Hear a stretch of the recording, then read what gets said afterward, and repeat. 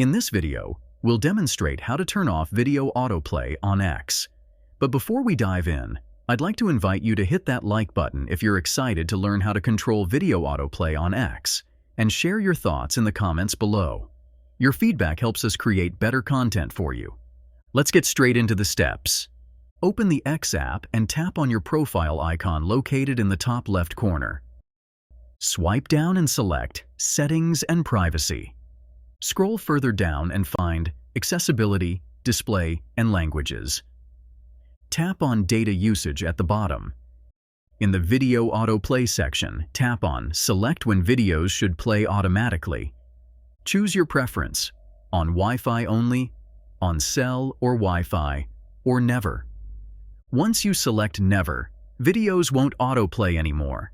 To watch a video, you'll need to tap the play button manually. That's it. You've successfully turned off video autoplay on X.